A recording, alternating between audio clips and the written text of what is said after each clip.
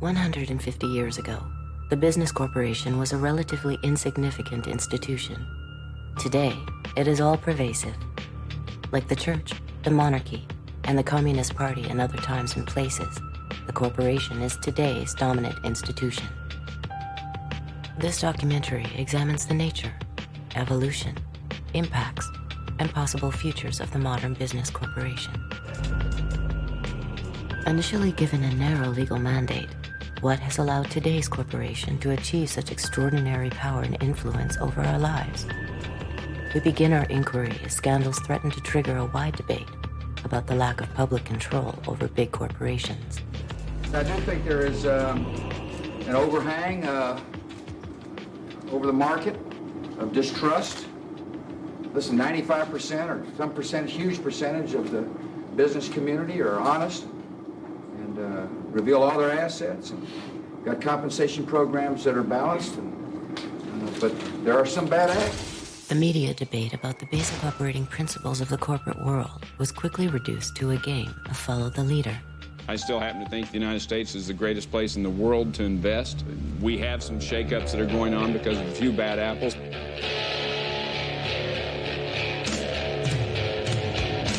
Some people call me a bad apple.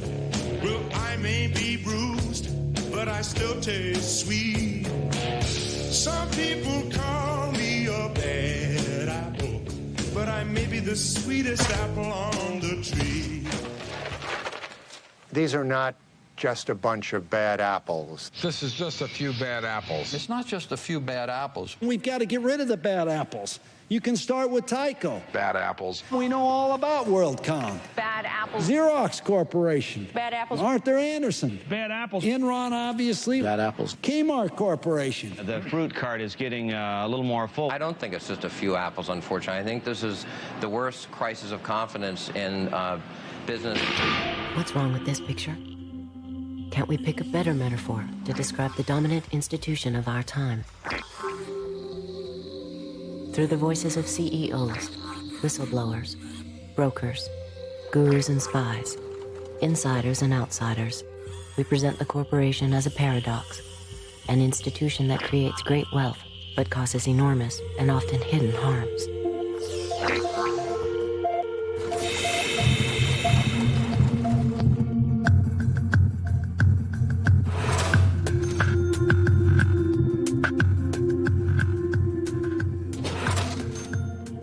I see the corporation as part of a jigsaw in society as a whole, which if you remove it, the picture's incomplete.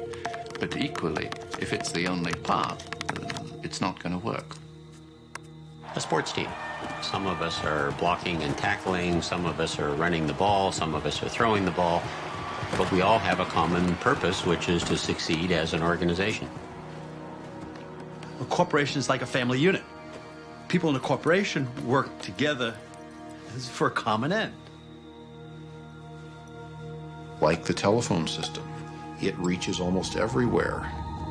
It's extraordinarily powerful. It's pretty hard to avoid. And it transforms the lives of people, I think, on balance, for the better. The eagle. Soaring, clear-eyed, competitive, prepared to strike, but not a vulture. Noble, visionary, majestic, that people can believe in and be inspired by, that creates such a lift that it soars. I could see that being a good logo for the principal company.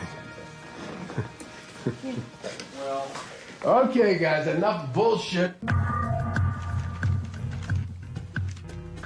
Corporations are artificial creations.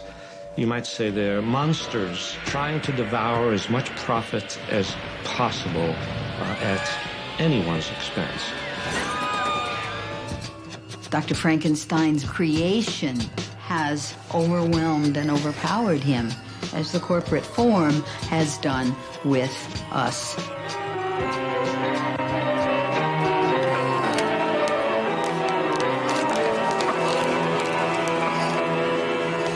The word corporate gets attached in almost, in a pejorative sense to, and gets married with the word agenda. And one hears a lot about the corporate agenda, as though it is evil, as though it is an agenda which is trying to take over the world. Personally, I don't use the word corporation. I use the word business. I will use the word company. I'll use the word business community, because I think that is a much fairer representation than zeroing in on just this word corporation. What is a corporation? It's funny that I've taught in a business school for as long as I have without ever having been asked so pointedly to say what I think a corporation is. It is one form of business ownership. It's a group of individuals working together to serve a variety of objectives, the principal one of which is earning large, growing, sustained, legal returns for the people who own the business.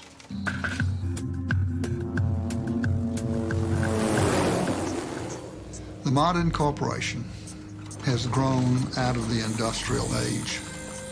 The industrial age began in 1712 when an Englishman named Thomas Newcomen invented a steam-driven pump to pump water out of the English coal mines so the English coal miners could get it more coal to mine rather than hauling buckets of water out of the mine. It was all about productivity, more coal per man hour. That was the dawn of the industrial age, and then it became more steel per man hour, more textiles per man hour, more automobiles per man hour, and today it's more chips per man hour, more gizmos per man hour. The system is basically the same, producing more sophisticated products today. The dominant role of corporations in our lives is essentially a product of roughly the past century.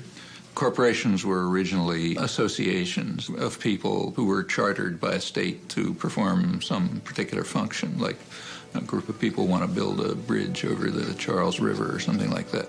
In both the law and the culture, the corporation was considered a subordinate entity that was a gift from the people in order to serve the public good. So you have that history, and we shouldn't be misled by it. It's not as if those were the halcyon days when all corporations served the public trust, but there's a lot to learn from that. The Civil War and the Industrial Revolution created enormous growth in corporations. And so there was an explosion of railroads who got large federal subsidies of land, banking, heavy manufacturing, and corporate lawyers a century and a half ago realized they needed more power to operate and wanted to remove some of the constraints that had historically been placed on the corporate form. The 14th Amendment was passed at the end of the Civil War to give equal rights to black people. And therefore, it said no state can deprive any person of life, liberty, or property without due process of law. And that was intended to prevent the states from taking away life, liberty, or property from black people, as they had done for so much of our history. And what happens is the corporations come into court, and corporation lawyers are very clever, and they say, oh, you can't deprive a person of life, liberty, or property. We are a person. A corporation is a person. And the Supreme Court goes along with that. And what was particularly grotesque about this was that the 14th Amendment was passed to protect newly freed slaves. So, for instance, between 1890 and 1910, there were 307 cases brought before the court under the 14th Amendment. 288 of these brought by corporations, 19 by African Americans.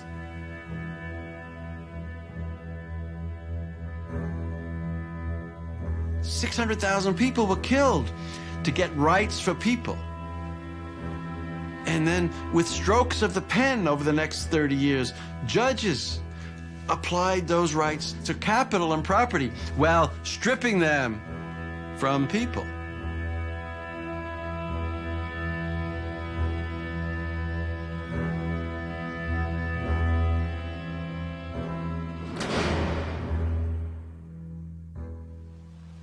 Everybody makes a mistake once in a while. But I just can't be personally responsible. That's one of the weaknesses of a partnership, isn't it, Sid? Well, maybe you better incorporate the store. Incorporate? Yes. Incorporating would give you the big advantage of what you want right now. Limited liability. You start with a group of people who want to invest their money in a company. Then these people apply for a charter as a corporation. This government issues a charter to that corporation. Now that corporation operates legally as an individual person. It is not a group of people. It is under the law a legal person. Imperial Steel Incorporated has many of the legal rights of a person. It can buy and sell property. It can borrow money. It can sue in court and be sued. It carries on a business. Imperial Steel, along with thousands of other legal persons, is a part of our daily living. It is a member of our society. Having acquired the legal rights and protections of a person, the question arises, what kind of person is the corporation? Corporations were given the rights of immortal persons, but then special kinds of persons, persons who have no moral conscience. These are a special kind of persons which are designed by law to be concerned only for their stockholders and not, say, what are sometimes called their stakeholders, like the community or the workforce or whatever. The great problem of having corporate citizens is that they aren't like the rest of us. As Baron Thurlow in England is supposed to have said, they have no soul to save and they have no body to incarcerate. I believe the mistake that a lot of people make when they think about corporations is they think, corporations are like us. General Electric is a kind old man with lots of stories. Nike. Young. Energetic. Microsoft. Aggressive. McDonald's. Young, outgoing, enthusiastic. Monsanto. Immaculately dressed. Disney. Goofy. The Body Shop. Deceptive. Very lovely. Do you know what the Body Shop is? Nope. They think they have feelings, they have politics, they have belief systems. They really only have one thing, the bottom line. How to make as much money as they can in any given quarter. That's it. Of course they make a profit, and it's a good thing. That's the incentive that makes capitalism work, to give us more of the things that we need. That's the incentive that other economic systems lack. People accuse us of only paying attention to the economic leg because they think that's what a business person's mindset is. It's just money. And it's not so, because we as business people know that we need to certainly address the environment, but also we need to be seen as constructive members of society. There are companies that do good for the communities. They produce services and goods that are of value to all of us, that make our lives better, and that's a good thing. The problem comes in the profit motivation here, because these people, there's no such thing as enough. And I always point out there's no organization on this planet that can neglect its economic foundation. Even someone living under a banyan tree is dependent on support from someone. The economic leg has to be addressed by everyone. It's not just a business issue. But, unlike someone under a banyan tree, all publicly traded corporations have been structured through a series of legal decisions to have a peculiar and disturbing characteristic. They are required, by law, to place the financial interests of their owners above competing interests. In fact, the corporation is legally bound to put its bottom line ahead of everything else, even the public good. That's not a law of nature. That's a very specific decision, in fact, a judicial decision. So they're concerned only for the short-term profit of their stockholders. To whom do these companies owe loyalty? What does loyalty mean? Well, it turns out that that was a rather naive concept anyway, as corporations are always owed obligation to themselves to get large and to get profitable. In doing this, it tends to be more profitable to the extent it can make other people pay the bills for its impact on society. There's a terrible word that economists use for this called externalities. An externality is the effect of a transaction between two individuals on a third party who has not consented to or played any role in the carrying out of that transaction. And there are real problems in that area, there's no doubt about it. Running a business is a tough proposition. There are costs to be minimized at every turn. And at some point, the corporation says, let somebody else deal with that. Let's let somebody else supply the military power to the Middle East to protect the oil at its source. Let's let somebody else build the roads that we can drive these automobiles on. Let's let somebody else have those problems. And that is where externalities come from, that notion of let somebody else deal with that. I got all I can handle myself. A corporation is an externalizing machine in the same way that a shark is a killing machine. Each one is designed in a very efficient way to accomplish particular objectives.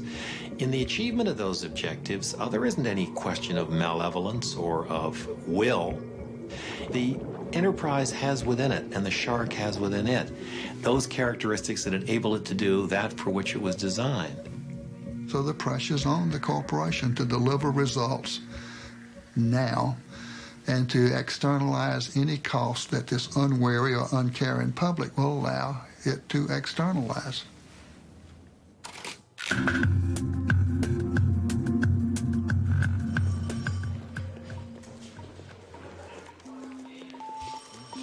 To determine the kind of personality that drives the corporation to behave like an externalizing machine, we can analyze it like a psychiatrist would a patient. We can even formulate a diagnosis on the basis of typical case histories of harm it has inflicted on others, selected from a universe of corporate activity.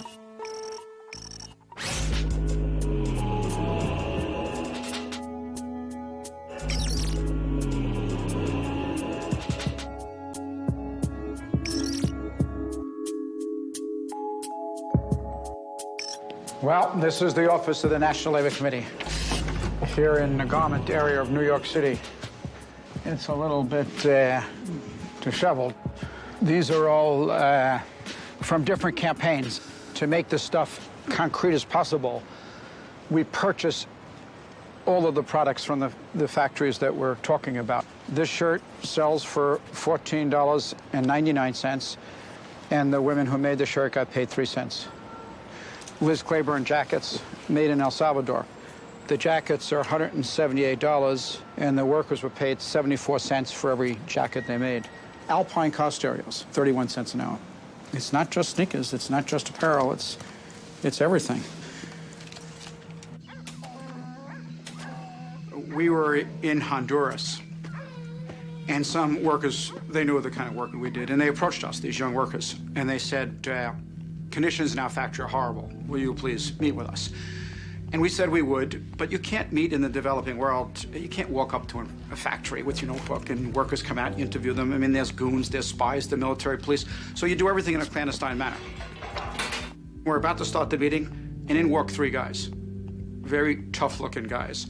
The company had found out about a meeting and sent these spies. Obviously, we didn't have the meeting, but these young girls were really bright. And as they were leaving, away from the eyesight of the spies, they started to put their hands underneath the table. And I put my palm under there, put my hand under there, and they put into my hand their pay stubs. So we'd know who they were, what they were paid, and the labels that they made in the factory, so we'd know who they worked for. And I took my hand out after everyone had left, and in the palm of my hand was the face of Kathy Lee Gifford.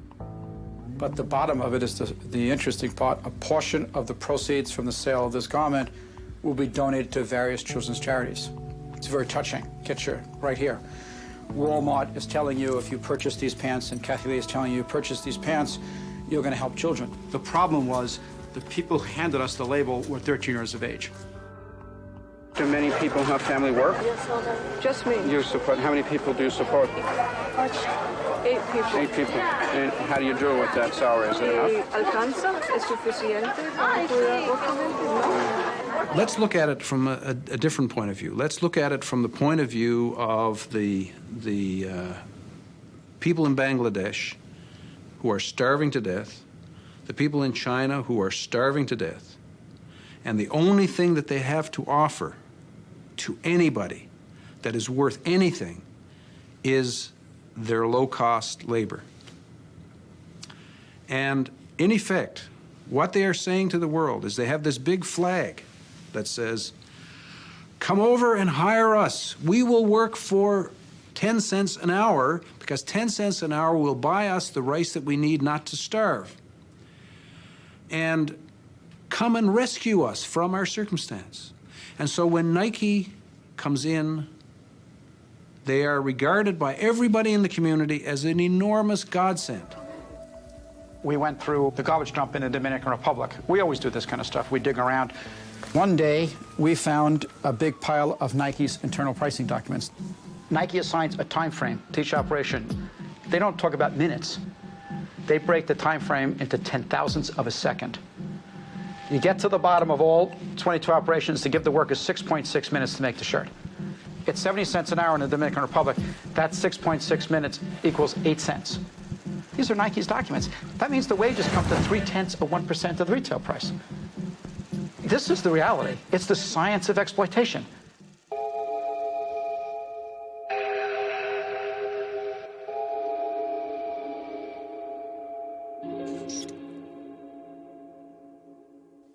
What happens in the areas where these corporations go in and are successful? They soon find that they can't do any more in that country because the wages are too high now. And what's that another way of saying? Well, the people are no longer desperate. So, okay, we've used up all the desperate people there. They're all plump and healthy and wealthy. Let's move on to the next desperate lot and employ them and raise their level up.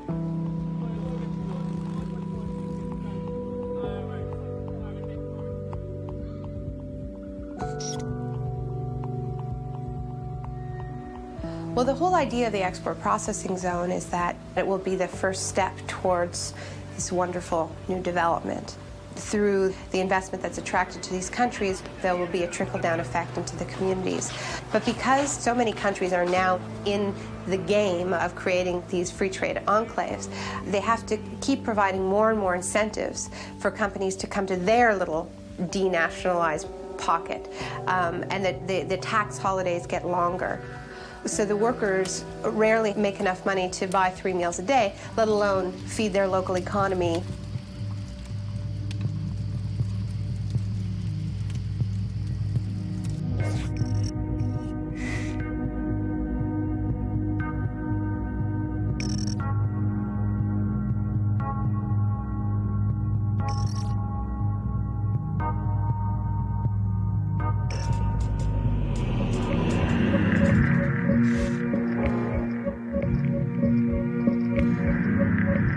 Something happened in 1940 which marked the beginning of a new era, the era of the ability to synthesize and create on an unlimited scale new chemicals that had never existed before in the world. And using the magic of research, oil companies compete with each other in taking the petroleum molecule apart and rearranging it into, well, you name it. So suddenly it became possible to produce any new chemicals, synthetic chemicals, the likes of which had never existed before in the world, for any purpose and at virtually no cost. Fabrics, toothbrushes, tires, insecticides, cosmetics, weed killers, a whole galaxy of things to make a better life on Earth. For instance, if you wanted to go to a chemist and say, look, I want to have a chemical, say a pesticide, which will persist throughout the food chain, and I don't want it to have to renew it very, very often. I'd like it to be relatively non-destructible. And then he'd put 2 benzene molecules on the blackboard and add a chlorine here and a chlorine that, and that was DDT. When the 8th Army needed Jap civilians to help them out in our occupation, they called on native doctors to administer DDT under the supervision of our men to stem a potential typhus epidemic. Dusting like this goes a long way in checking disease, and the laughs are them. Pardon our dust.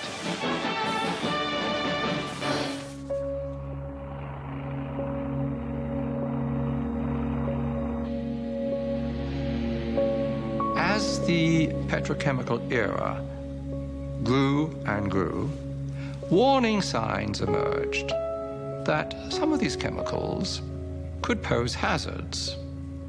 The data initially were trivial, anecdotal, but gradually a body of data started accumulating to the extent that we now know that the synthetic chemicals which have permeated our workplace, our consumer products, our air, our water, produce cancer and also birth defects and some other toxic effects.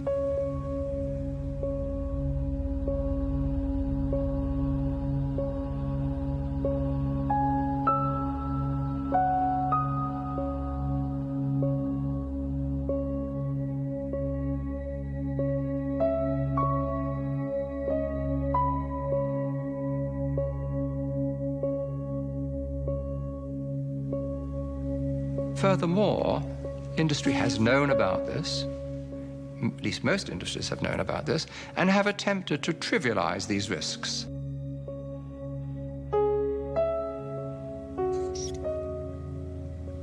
If I take a gun and shoot you, that's criminal. If I expose you to some chemicals which knowingly are going to kill you, what difference is there? The difference is that it takes longer to kill you.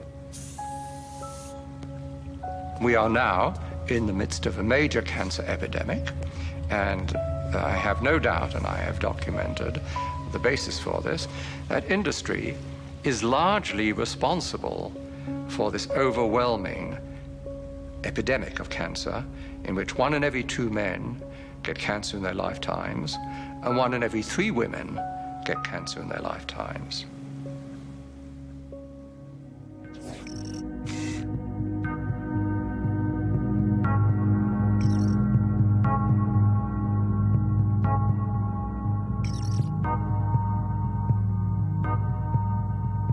Towards the end of 1989, a great box of documents arrived at my office without any indication where they came from. And I opened them and found in it a complete set of Monsanto files, particularly a set of files dealing with toxicological testing of cows who've been given RBGH. BST, trade name Posilac, is being used in more than 1/4 of the dairy herds in the United States, according to Monsanto. The milk has been drunk by a large portion of the American population since the Food and Drug Administration declared it safe for both cows and humans 4 years ago. And at that time, Monsanto was saying, there's no evidence whatsoever of any adverse effects, we don't use antibiotics, and this clearly showed that they had lied through their teeth.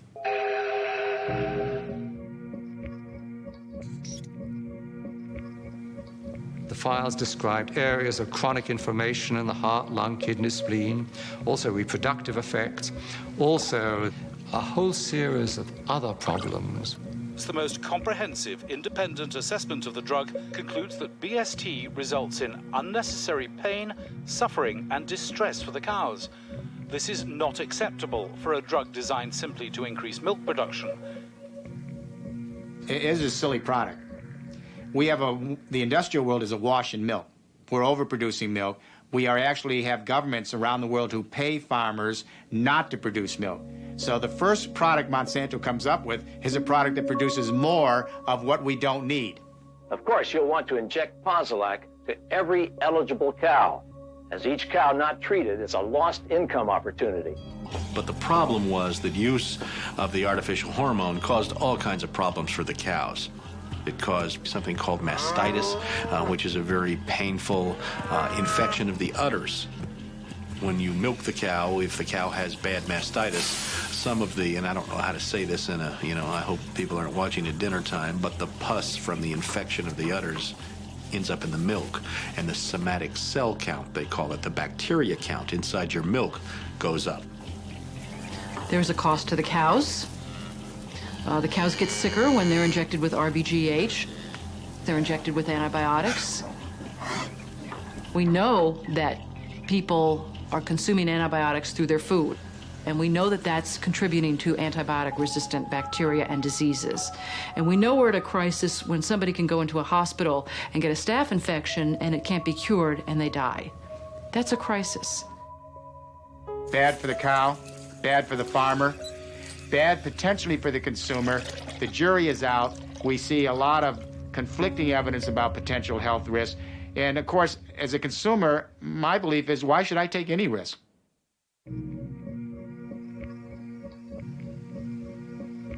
Factory farm cows have not been the only victims of Monsanto products. Large areas of Vietnam were deforested by the U.S. military using Monsanto's Agent Orange. The toxic herbicide reportedly caused over 50,000 birth defects, as well as hundreds of thousands of cancers in Vietnamese civilians and soldiers, and in former American troops serving in Southeast Asia. Unlike the Vietnamese victims, U.S. Vietnam veterans exposed to Agent Orange were able to sue Monsanto for causing their illnesses. Monsanto settled out of court, paying $80 million in damages, but it never admitted guilt.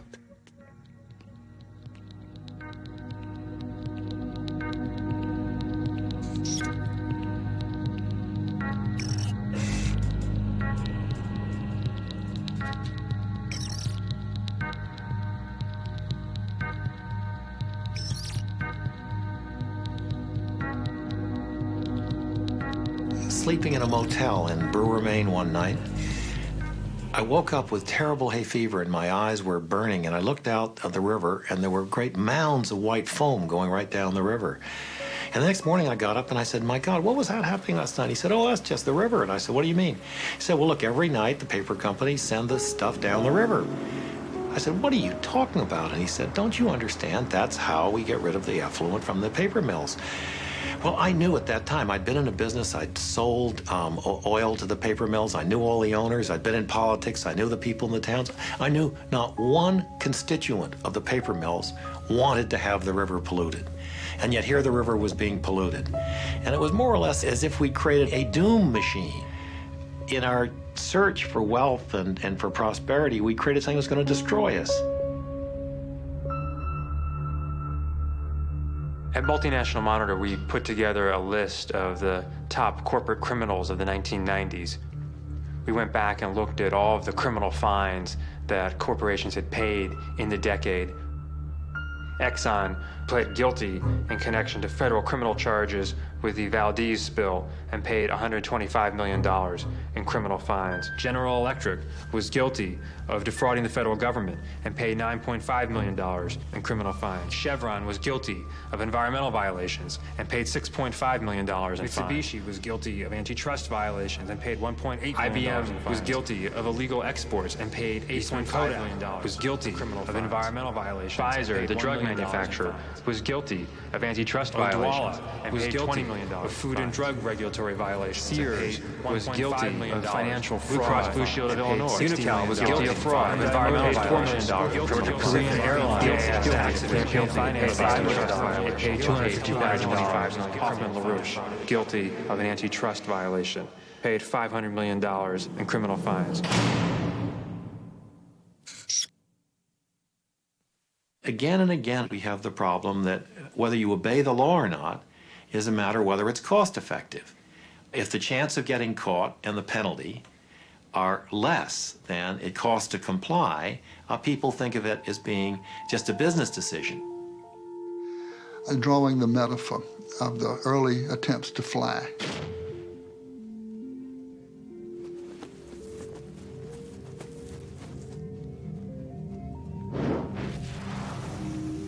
man going off of a very high cliff in his airplane with the wings flapping, and the guy is flapping the wings, and the wind is in his face, and this poor fool thinks he's flying, but in fact he's in free fall, and he just doesn't know it yet because the ground is so far away.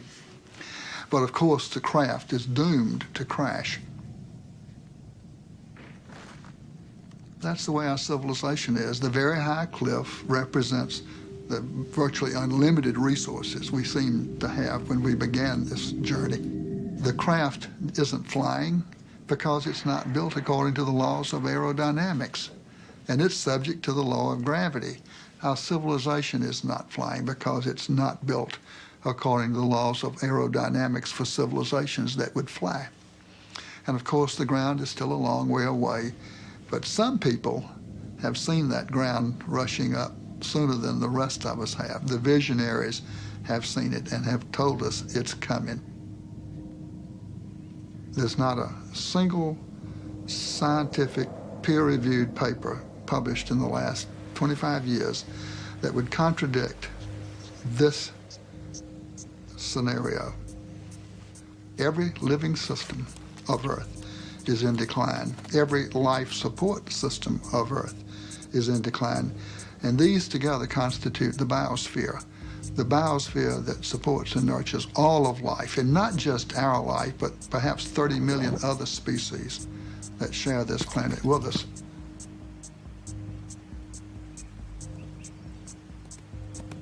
The typical company of the 20th century, extractive, wasteful, abusive, linear in all of its processes, taking from the earth, making, wasting, sending its products back to the biosphere, waste to a landfill.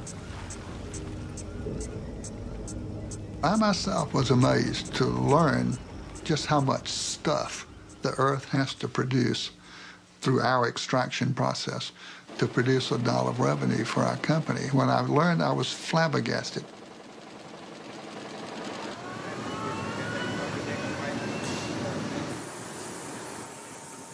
We're leaving a terrible legacy of poison and diminishment of the environment for our grandchildren's grandchildren, generations not yet born.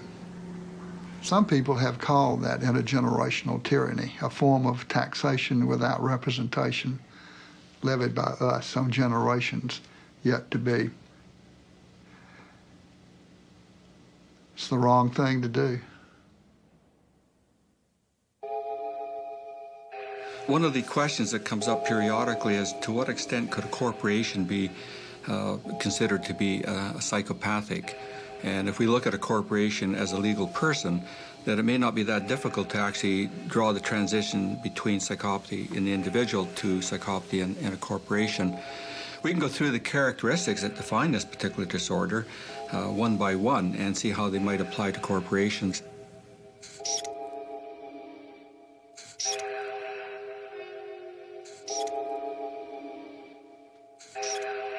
They would have all the characteristics. And in fact, in many respects, a corporation of that sort is the prototypical psychopath.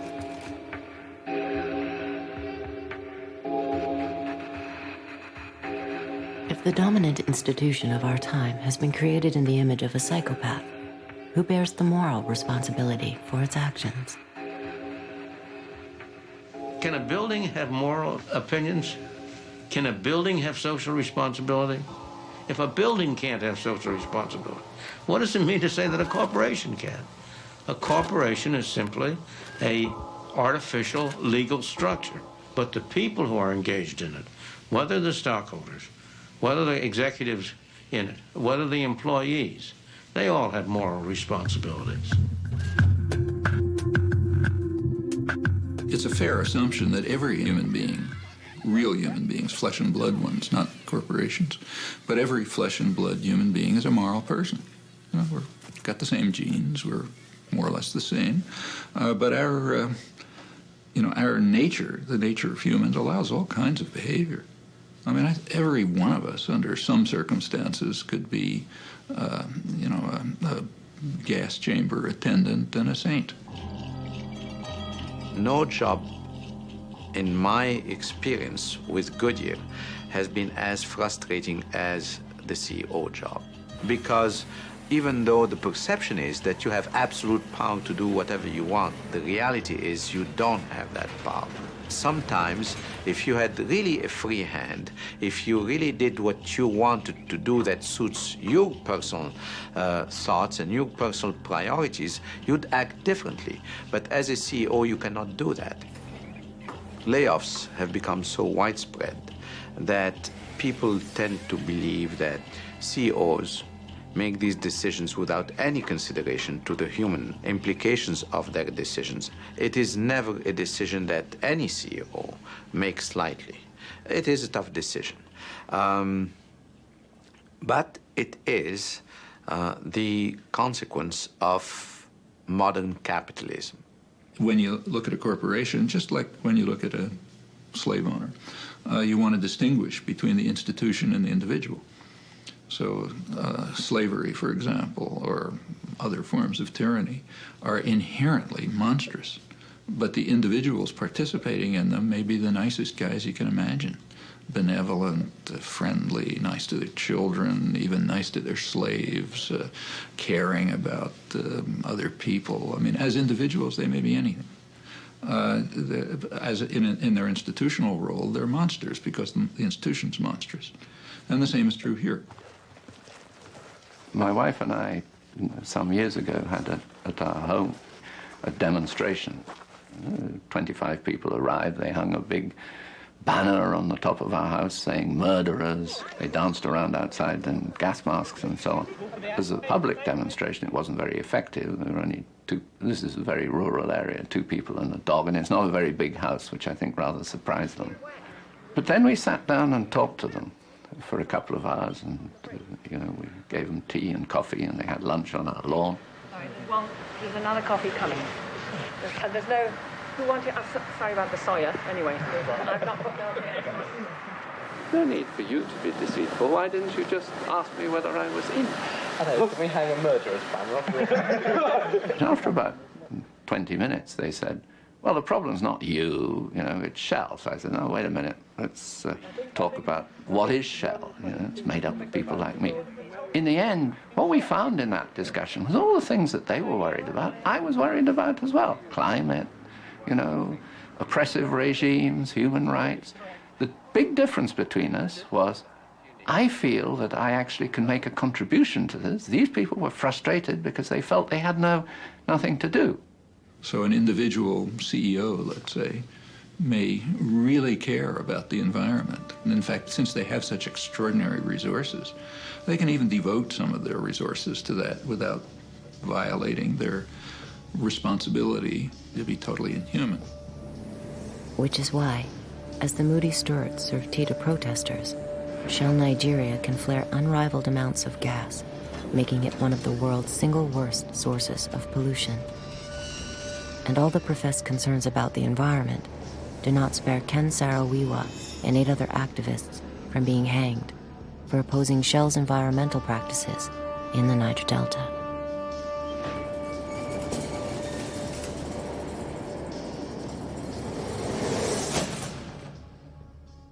A corporation is not a person, it doesn't think. People in it think. And for them, it is legitimate to create Terminator technology so that farmers are not able to save their seeds. Seeds that will destroy themselves through a suicide gene. Seeds that are designed to only produce crop in one season. You really need to have a brutal mind. It's a war against evolution to even think in those terms. But quite clearly, profits are so much higher in their minds. The profit motive, which drove Fudsy to accomplish so much, may bring out the evil as well as the good. Hello? My work spans all industry sectors. I mean, I virtually have worked for, I'd say 25% of the Fortune 500. I've posed as an investment banker. I've posed as a venture capitalist. I set up front companies that are executive recruiting firms. Essentially, I'm a spy. I'll locate your employees, and I will tell them that I'm calling from Acme Recruiting Agency and that I've got a job that pays them considerably more than what they're paying. Would they mind meeting me for an interview? And when the executive shows up, what he doesn't realize is I'm actually debriefing him on behalf of a competitor, and that there is no job, and that the office that he's at has been rented, and the picture on my desk of my family is a phony, and it's all just a big elaborate ruse to glean competitive information from him. I don't feel any guilt. You have to expect that guys like me are out there. We're predators. If you're a CEO, I mean, do you think your shareholders really care whether you're Billy Buttercup or not? I think people want money. That's the bottom line. The fact that most of these companies are run by white men, white rich men, means that they are out of touch with what the majority of the world is, because the majority of this planet are not a bunch of rich white guys. They're people of other colors. They're the majority. Women are the majority. And the poor and working poor make up the majority of this planet. So the decisions that they make come from not the reality that exists throughout the world. How much is enough? You know, how much is enough? If you are a billionaire, would it be okay just to be a half a billionaire? Wouldn't it be okay for your company to make a little less money if it meant... When I bought those 2 airplane tickets for Phil Knight and myself to fly to Indonesia, I was prepared for him to say, okay, let's go. Sunday. Oh, no, not a chance. Huh? Not a chance. No? No, but... They're transferable. I can change it to another day. No. And call me on it. Call my bluff. And he's a smart guy. I mean, he's not stupid. And so I thought, okay, get ready for this, especially because, you know, I bought first class tickets, so, you know, it'd be a comfortable ride at least, you know. And of course, he tells me then on camera, I've never been to Indonesia. I'm like taken aback by this. I can't believe that the guy who's the head of the company has never walked through his own factories. Oh, you've got to go. No, I can't go between now and the rest of this year. When we were done filming, he calls me up a couple weeks later, and he goes, I may have a chance to go there with you to the factories. I'm going to the Australian Open to watch some tennis. And, you know, maybe I can get up there, or at least you can go there. Would you like to go to the Australian Open? For 21 years, I never gave a thought to what we were taking from the earth or doing to the earth in the making of our products. And then in the summer of 1994, we began to hear questions from our customers we'd never heard before. What's your company doing for the environment? And we didn't have answers. The real answer was not very much. And it really disturbed many of our people, not me so much as them. And a group in our research department decided to convene a task force and bring people from our businesses around the world to come together to assess our company's worldwide environmental position, to begin to frame answers for those customers. They asked me if I would come and speak to that group and give them a kickoff speech to launch this new task force with an environmental vision. And I didn't have an environmental vision. I did not want to make that speech. And at sort of the propitious moment, this book landed on my desk. It was Paul Hawkins' book, The Ecology of Commerce. And I began to read The Ecology of Commerce, really desperate for inspiration. And very quickly into that book, I found the phrase, the death of birth. It was E.O. Wilson's expression for species extinction, the death of birth, and it was a point of a spear into my chest. And I read on, and the spear went deeper, and it became an epiphanal experience, a total change of mindset for myself, and a change of paradigm.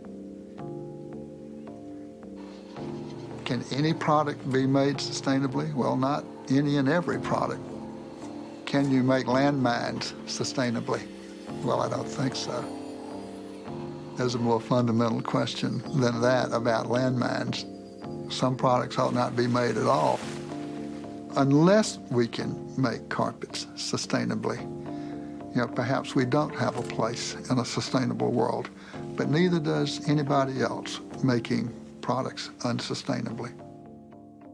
One day, early in this journey, it dawned on me that the way I've been running Interface is the way of the plunderer. Plundering something that's not mine, something that belongs to every creature on earth. And I said to myself, my goodness, the day must come when this is illegal, that when plundering is not allowed. It must come. So I said to myself, my goodness, someday people like me will end up in jail.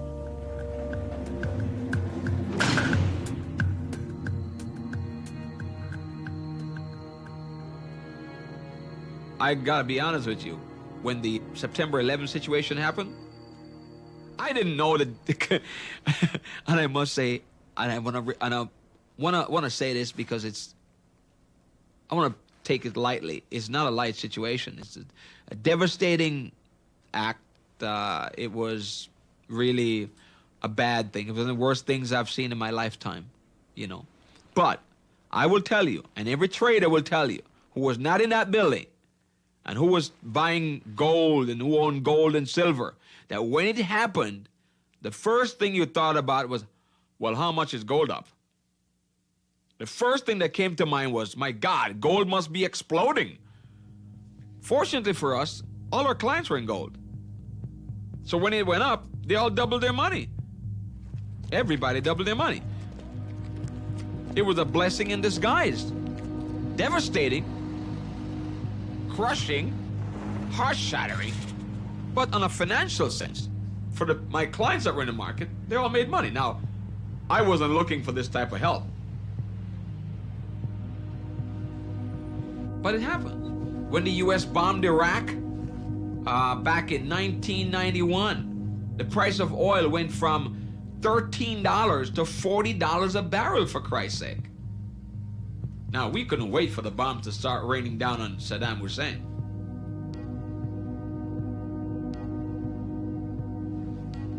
We were all excited. We wanted Saddam to really create problems. Do whatever you have to do. Set fire to some more oil wells because the price is going to go higher.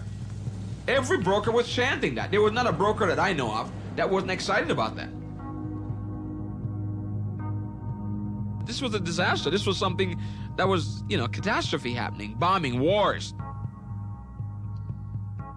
In devastation, there is opportunity. The pursuit of profit is an old story, but there was a time when many things were regarded either as too sacred or too essential for the public good to be considered business opportunities. They were protected by tradition and public regulation.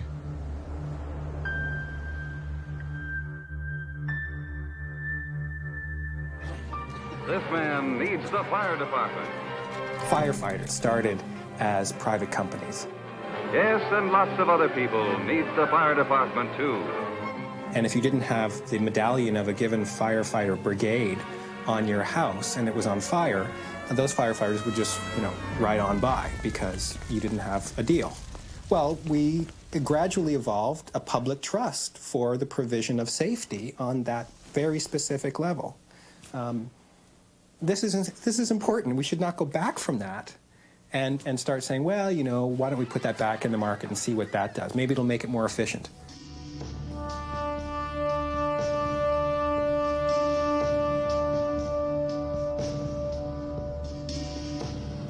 A privatization does not mean you take a public institution and give it to some nice person. It means you take a public institution and give it to an unaccountable tyranny.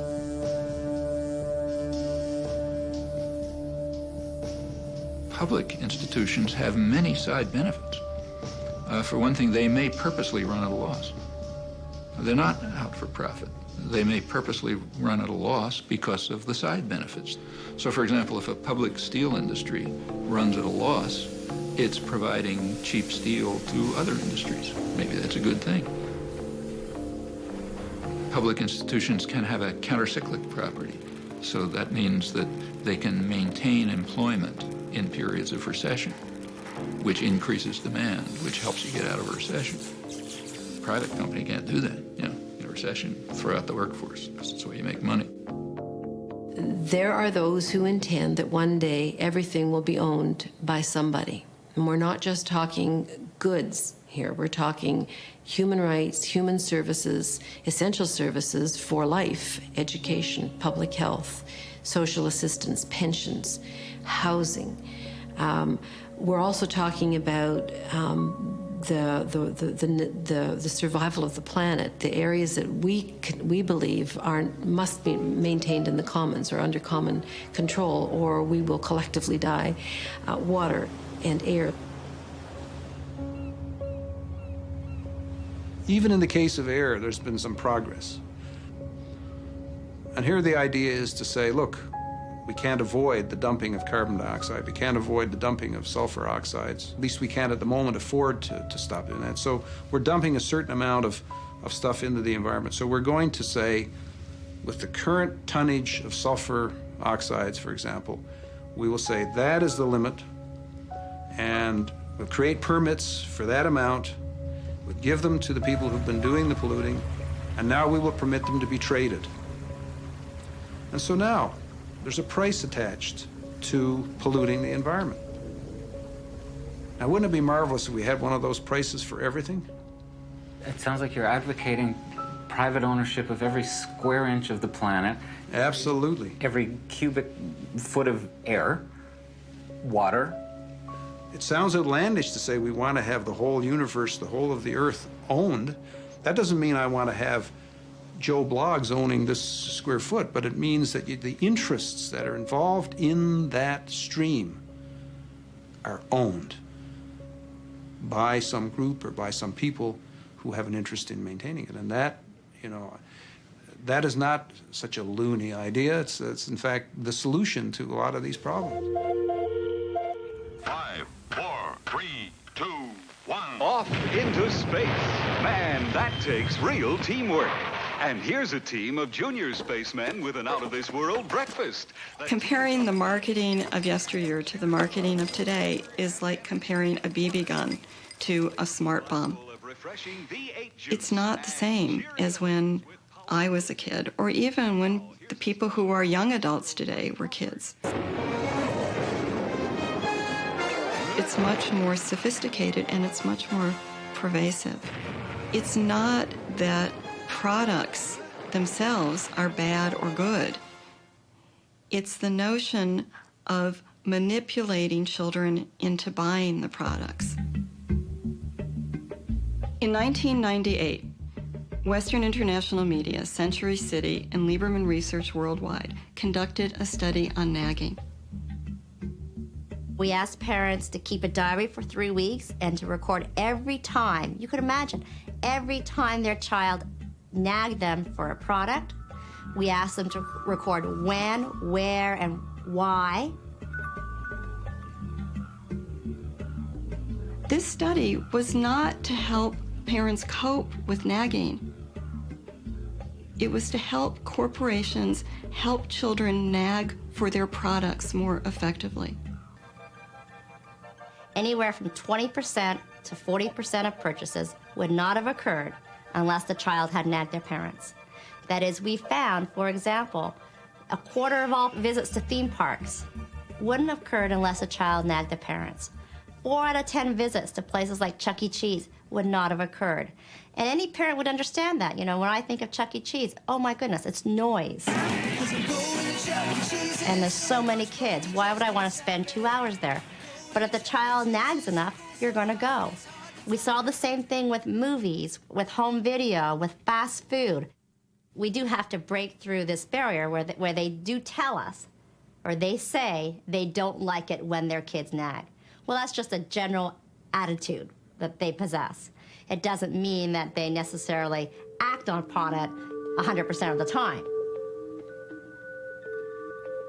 You can manipulate consumers into wanting and therefore buying your products. It's a game.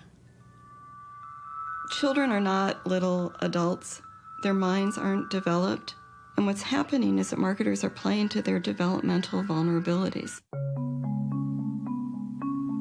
The advertising that children are exposed to today is honed by psychologists. It's enhanced by media technology that nobody ever thought was possible. The more insight you have about the consumer, the more creative you'll be in your communication strategies. So if that takes a psychologist, yeah, we want one of those on staff. I'm not saying that it's wrong to make things for children. You know, and I also think it's important to distinguish between psychologists who work on products for children, who help toy corporations make toys that are developmentally appropriate. I think that's great. That's different from selling the toys directly to the children. Initiative is huge. I think in the U.S. we place about $12 billion of media time. So we'll put it on TV, we'll put it in print, we'll put it out in outdoor, we'll buy radio time. So we're the biggest buyers of advertising time and space in the U.S. and in the world. One family cannot combat an industry that spends $12 billion a year trying to get their children. They can't do it. They are tomorrow's adult consumers, so start talking with them now, build that relationship when they're younger, and you've got them as an adult. Somebody asked me, Lucy, is that ethical? You're essentially manipulating these children. Well, yeah, is it ethical? I don't know. But our role at Initiative is to move products. And if we know you move products with a certain creative execution, placed in a certain type of media vehicle, then we've done our job. Like the waters of a mighty ocean, people also represent a tremendous force, the understanding of which is of greatest importance to the American way of life. This force is known as consumer power. The goal for the corporations is to maximize profit and market share, and they also have a goal for their target, namely the population. They have to be turned into completely mindless consumers of goods that they do not want. You have to develop what are called created wants. So you have to create wants. You have to impose on people what's called a philosophy of futility. You have to focus them on the insignificant things of life, like fashionable consumption. How many created wants can I satisfy? We have huge industries. Public relations industry is a monstrous industry. Advertising and so on is, which are designed from infancy to try to mold people into this desired pattern. I saw a homeless person in New York City, and he had like a TV set up, and people were going up and trying to get pictures with him, and they wanted to like be there. And if he had like a company sponsor him, then that might be kind of interesting. And like Polaroid could sponsor it and give out free pictures or something like that. I don't know. It'd just be a possibility for someone who doesn't have that many possibilities.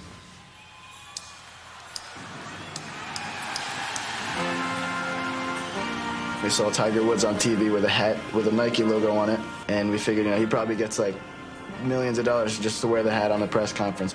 And therefore, we figured we can do that for someone else and hopefully get money in return so we can go to school. And that's how we came up with being corporately sponsored. We made our sponsor announcement on today's show on June 18th. We're thrilled to be sponsored by First USA.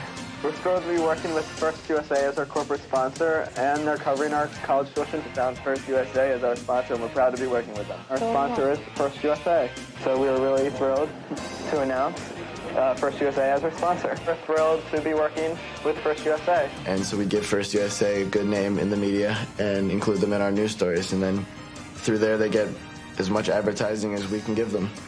They'll be conforming not to the wishes of demanding parents, but to the wishes of an image-conscious corporation. They're not just out there for the money, and they want to work with us and be our friends and let us help them, help us, and vice versa. We became walking billboards to pay for our college tuition.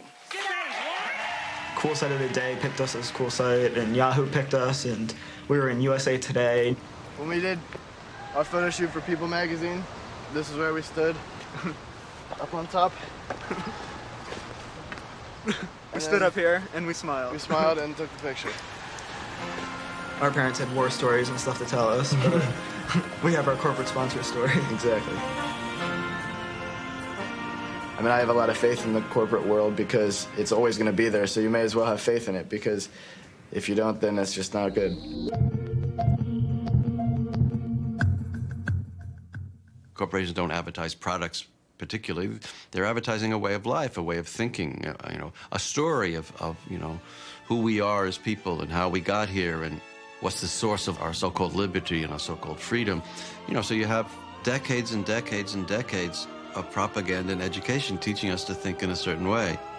When applied to the large corporation, it's that the corporation was inevitable, that it's indispensable, that it somehow is remarkably efficient, and that it is responsible for progress and a good life.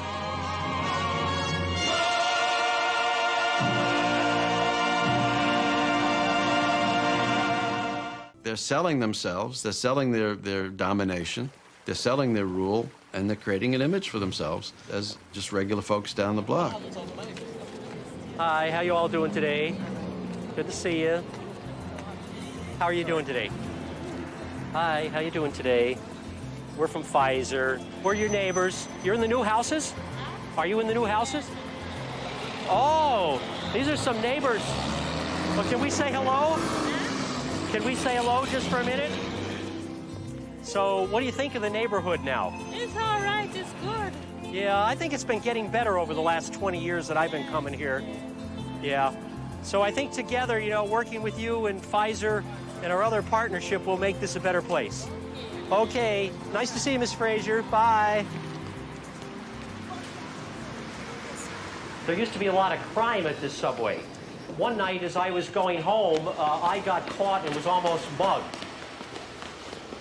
And so we decided to make a change to make this community better. We're looking at turnstiles that prevent fare beating. It used to be that you could just hop right over. So Pfizer, in collaboration with the Transit Authority, actually purchased these machines. This is a talkback box that allows us to speak to the Pfizer guard, which is approximately 500 yards from here. Now, I haven't seen the Pfizer guard today, but I'm going to see if I can call him. If he's not, I'll have to go wake him up. Hello, Tom Klein speaking. So I'm sure before we're through, he'll call back. But particularly on the off hours, this allows a passenger to call directly to the Pfizer desk for assistance. And then the Pfizer guard calls the transit police, and the transit police respond to any crime situation. As a result of all this, crime is down in this station. It's much safer for our community partners. Thank you.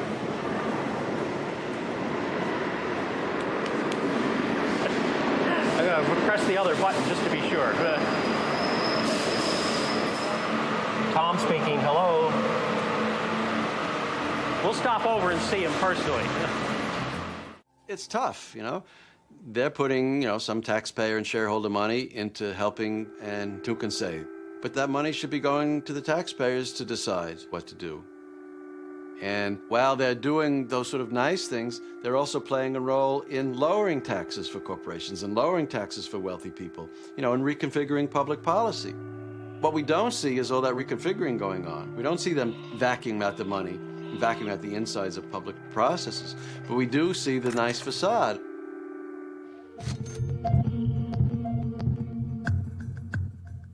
I could give you a day in the life of a person who might be the target of undercover marketing, and I will tell you that some of these things are happening right now around you. So you walk out of your building in the morning, some city, you walk out into the street, and you hear some people having kind of a loud conversation about a musical act. And they're kind of passing the headphones back and forth and go, wow, this is great. Oh, yeah, that's good. Hey, do you know that I heard this CD is really hard to find, but I heard they sell it at Store X. I'm gonna go pick it up. So good. Great, isn't it? Right, you hear that and you register it, and you know, you might kind of pick up on that, and maybe later on you'll think, hey, I wonder what the hot act is. Bang, that might be in your head. Now you get into your office and there's a certain brand of water in the refrigerator. What is that? take it out, you drink it, you slug it down, it's there, not really thinking about it. Wow, that's pretty good water. Who knows? Maybe someone plays the water there. You kind of go out for your lunch break, you're sitting in the park, and people are kind of out there talking in the park, and bang, all of a sudden you see another message. By the time you go to bed, you've probably received 8 or 9 different undercover messages. People are always thinking, well, oh, I know product placement, that's when they put stuff in movies. Well, yes, kind of. I mean, that's definitely traditional product placement, but real-life product placement is just that, placing stuff in movies, but the movie is actually your life. We'll take a group of attainable, but still aspirational people. They're not supermodels. They're kind of people just like you. They're doing something for us, whether they're having a certain kind of drink or they're using a certain laundry detergent, whatever it may be. They are kind of the Roach Motel, if you will. People are going to come over to them, and they're going to give them this little piece of brand bait. Could be a soundbite of knowledge or a ritual. Consumers would get that piece of roach bait, and then they would take it, they go, oh, pretty cool, and then they go out and they spread it to their friends. If you want to be critical, if you want to go through your life like that, sure, be critical of every single person that walks up to you. But if they're showing you something that fits and something that works and something that makes your life better in some way, well, then who cares? Again, just say thanks.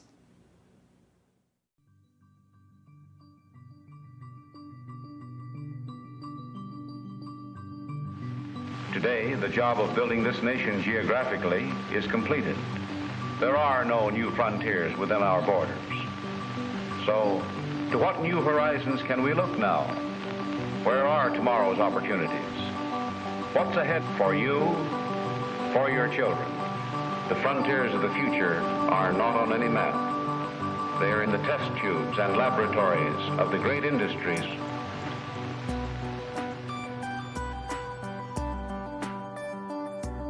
The Jacobardi case was one of the great judicial moments in world history, and the public was totally unaware it was actually happening as the process was being engaged.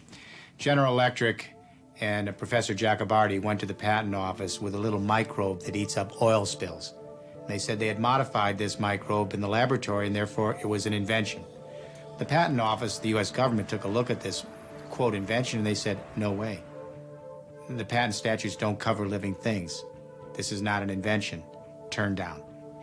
Then General Electric and Dr. Jacobardi appealed to the U.S. Customs Court of Appeal.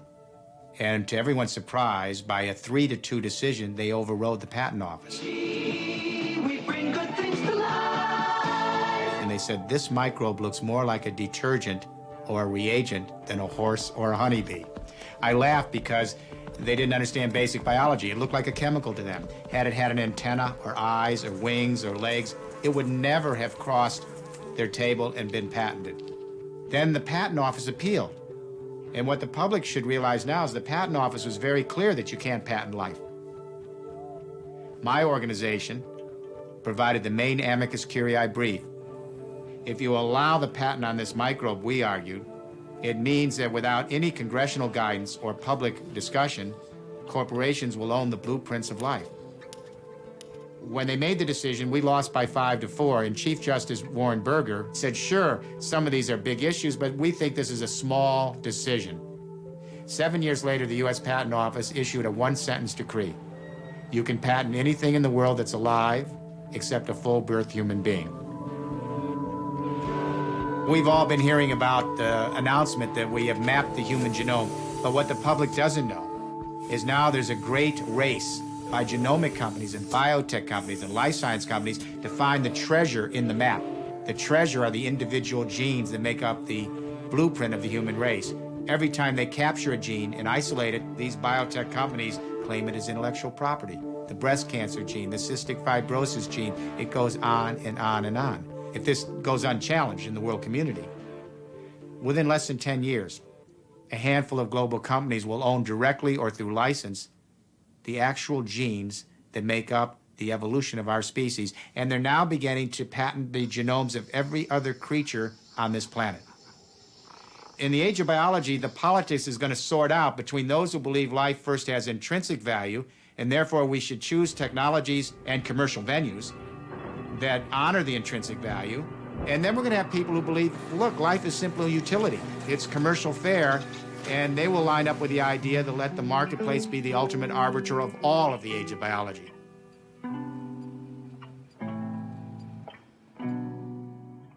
In a world economy where information is filtered by global media corporations, keenly attuned to their powerful advertisers, who will defend the public's right to know?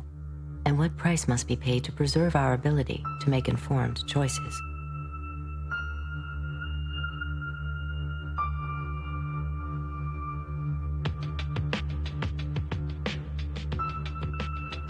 What Fox Television told us was that we were just the people to be the investigators. Do any stories you want, ask tough questions, and get answers. So we thought, this is great. This is a dream job. Fantastic. The very first thing they had us do was not to research stories, but to shoot this promo, which was The Investigators. Uncovering the truth, getting results, protecting you. And they had a film crew and a smoke machine, and we were silhouetted. Investigative reporter Steve. One of the first stories that Jane came up with was the revelation that most of the milk in the state of Florida and throughout much of the country was adulterated with the effects of bovine growth hormone. With Monsanto, I didn't realize how effectively a corporation could work to get something on the marketplace.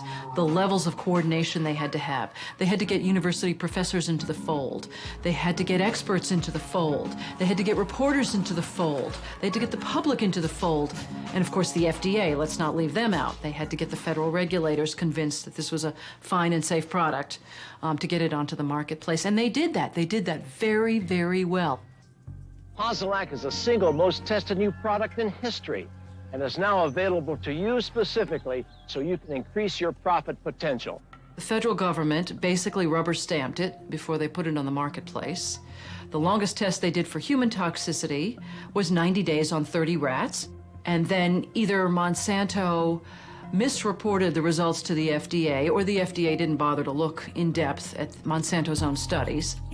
The scientists within Health Canada looked very carefully at bovine growth hormone and came to very different conclusions than the Food and Drug Administration in the U.S. did. Monsanto's engineered growth hormone did not comply with safety requirements. It could be absorbed by the body and therefore did have implications for human health. Mysteriously, that conclusion was deleted from the final published version of their report. I personally was very concerned that there's a very serious problem of secrecy, conspiracy, and things of that nature. We have been pressured and coerced to pass drugs of questionable safety, including the RBST. We wrote the story. We had it ready a week beforehand. They'd bought ads. Farmers in the milk industry say it's safe, but studies suggest a link to cancer. Don't miss this special report from the investigators. That Friday night before the Monday the series was to begin, the fax machine spit out a letter from this very high-priced lawyer in New York that Monsanto had hired. It contained a lot of things that were just off-the-wall false, just demonstrably false. But if you didn't know the story and you didn't know how we had gone about producing it, would have scared you as a broadcaster, as a manager. And they decided that they would pull the story and they would just check it one more time. But the bottom line was that there was no factual errors in that story. Both sides had been heard from. Both sides had had an opportunity to speak. 1 week later, Monsanto sent the second letter. And this was even more strongly worded. And it said there will be dire consequences for Fox News if the story airs in Florida. And this time they freaked. They were afraid of being sued, and they were also afraid of losing advertising dollars at all of the stations owned by Rupert Murdoch. And he owned more television stations than any other group in America. I mean, that's 22 television stations. That's a lot of advertising dollars for Roundup, aspartame, NutraSweet, and other products. So we got into a battle. And the first deal was the new general manager. And his name's Dave. And Dave is a salesman, and, you know, he'd pump your hand. How you doing? How you doing? Called us upstairs to his office, and he said, what would you say if I killed this piece? What if it never ran? And we said, well, you know, we wouldn't be very happy about that. And he said, well, I could kill it, you know. And we said, yes, of course, you're the manager. You could kill it. It would never air. And he's hemming and he's hawing and he's back and he's forth. And we couldn't figure out, what is this all about? And finally he blurted out, look, would you tell anybody? You know, I said, I'm not going to lie for you. About a week later, calls us back to the office and says, okay, we'd like you to make these changes. In fact, you will make these changes. We said, well, look, let us show you the research that we have that shows that this information you want us to broadcast isn't true. To which he replies, I don't care about that. I said, pardon me? And he said, well, that's what I have lawyers for. Just write it the way the lawyers want it written. I said, you know, this is news. This is important. This is stuff people need to know. And I'll never forget, he didn't pause a beat, and he said, we just paid $3 billion for these television stations. We'll tell you what the news is. The news is what we say it is. I said, I'm not doing that. And he said, well, he said, if you refuse to present this story the way we think it should be presented, you'll be fired for insubordination. I said, I will go to the Federal Communications Commission and I will report that I was fired from my job by you, the licensee of these public airwaves, because I refused to lie to people on the air. And it's thank you very much. You'll hear from us right away. Well, 24 hours came and went and we didn't hear a thing. And about a week later, he calls us back, and now we've changed strategies. How about if we pay you some money and you just go away? And I said, how much money? Because, you know, when somebody offers to bribe you like that, I always want to know if it might be worth it. He was going to offer us the rest of our year's salary if we agreed not to talk about what Monsanto had done, to not talk about the Fox corporate response in suppressing the story, and to not talk about the story. Not talk about BGH, again, anywhere. Not take the story to another news organization. Just zip up. I said, you mean if I want to go to my daughter's PTA meetings and explain what's in the school milk at the school lunch program? I can't, no. You can never speak about this anywhere. And Steve says, okay, write it up. And I'm like, write it up? What are you talking about? Write it up. And I didn't say anything. And Dave, he wrote it up. And he FedExed it to us a couple days later. And he said, are you gonna sign? And we said, nah, Dave, we're not gonna sign that. And he said, well, send it back, okay? I said, no, Dave, we're not gonna send that back. It was, okay, we can't buy you out. We can't shut you up. Let's get the story on the air in a way that we can all agree it will go on the air. And we started rewriting and editing with their lawyers. Well, during this 8-month re-review process, I say, jokingly, they did things like, for example, they wanted to take out the word cancer. You don't have to identify what the potential problem is. Just say human health implications. Any criticism of Monsanto or its product, they either removed it or minimized it. And it was very, very clear, I would say, almost every edit they made to the piece, that was the aim. And we changed this and this and this, and then that wasn't good enough. Okay, now change this and this and this. Now change this and this. Version after version after version, 83 times. 83 times is unheard of. It doesn't happen. You shouldn't have to rewrite something 83 times. Obviously, they didn't want to put the thing on the air, and they were trying to drive us crazy and get us to quit or wait until the first window in our contract so that they could fire us. They, in effect, announced that they were going to fire us for no cause. Well, this was a little much. And Steve wrote a letter to the lawyer in Atlanta, whose name is Carolyn Forrest, the Fox corporate lawyer. And I said, you know, this isn't about being fired for no cause. You're firing us because we refused to put on the air something that we knew and demonstrated to be false and misleading. That's what this is about. And because we put up a fight, because we stood up to this big corporation, and we stood up to your editors, and we stood up to your lawyers, and we said to you, look, there ought to be a principle higher than just making money. And she wrote a letter back and said, you're right, that's exactly what it was. You stood up to us on this story, and that's why we're letting you go. Big mistake. Big mistake. That says retaliation. You can't retaliate against employees if they're standing up for something that they believe is illegal, that they don't want to participate in.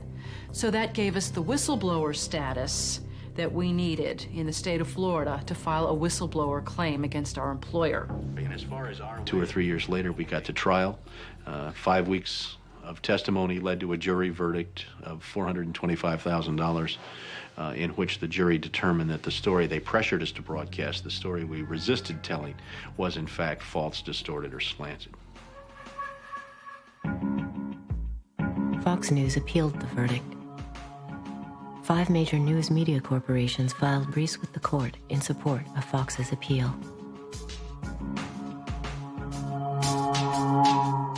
You may recall that Jane Acree, a former reporter here, sued Fox 13 in a whistleblower lawsuit, claiming she was fired for refusing to distort her report. The appeals court today threw that case out, saying Ms. Acree had no whistleblower claim against the station based on news distortion. Fox 13 Vice President and General Manager Bob Linger says the station has been completely vindicated by the ruling. What Fox neglected to report is this. Jane sued Fox under Florida's whistleblower statute, which protects those who try to prevent others from breaking the law. But her appeal court judges found that falsifying news isn't actually against the law. So they denied Jane her whistleblower status, overturned the case, and withdrew her $425,000 award. Canada and Europe have upheld the ban on RBGH, yet it remains hidden in much of the milk supply of the United States.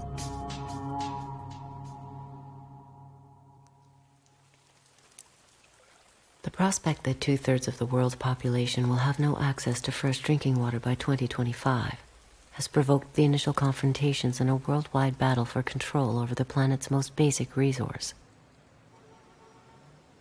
When Bolivia sought to refinance the public water service of its 3rd largest city, the World Bank required that it be privatized,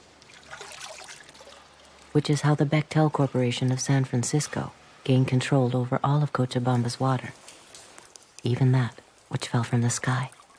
Esta ley, este contrato, prohibían a la gente acumular el agua de la lluvia. Por lo tanto, el agua de la lluvia también se privatizaba. La factura de agua le daba un valor legal a la empresa para que pueda apropiarse de su propiedad, de su vivienda, rematando la misma. La gente debía optar por una decisión de comer menos, pagar del agua, pagar por los servicios básicos, dejar de mandar a los niños a la escuela, no asistir a los hospitales y curarse en la propia casa, o en todo caso, gente jubilada, por ejemplo, que tiene una renta muy, muy baja, debería buscar trabajo en las calles.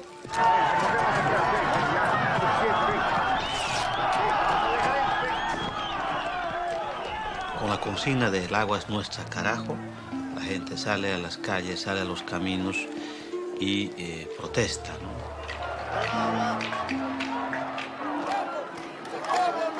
The price this beleaguered country paid for World Bank loans was the privatization of the state oil industry and its airline, railroad, electric, and phone companies.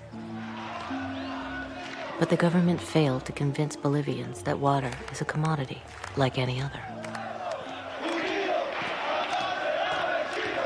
Entonces, ahí sí vimos que el gobierno defendía los intereses de la transnacional Bechtel, porque la gente quería agua, no gases.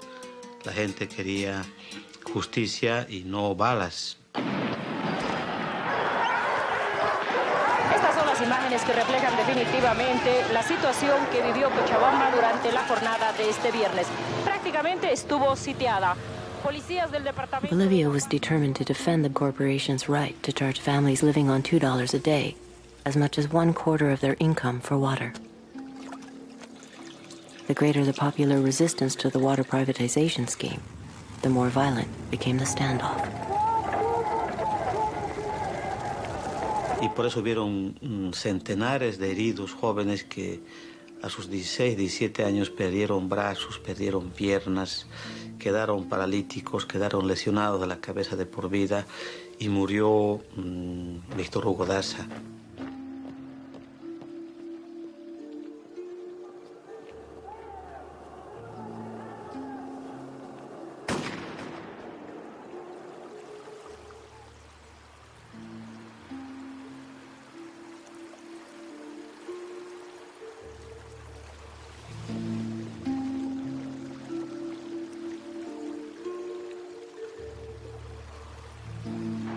Transnational corporations have a long and dark history of condoning tyrannical governments.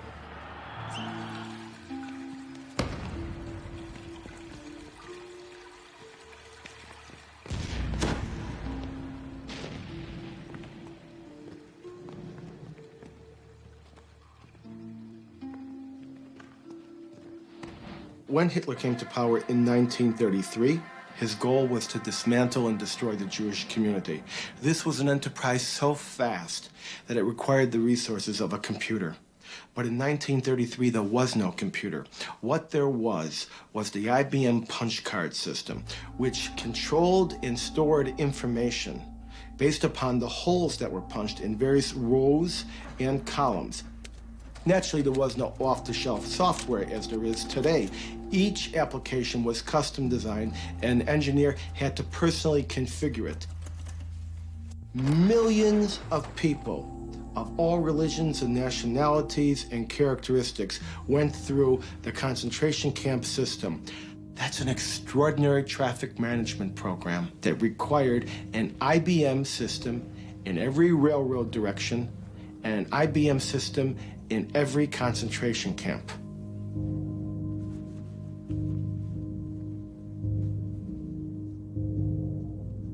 Now, this is a typical prisoner card. There are little boxes where all the information is to be punched in. We compare this information to the code sheet for concentration camps. And here you see Auschwitz is 1, Buchenwald 2, Dachau is 3. Now, what kinds of prisoners were they?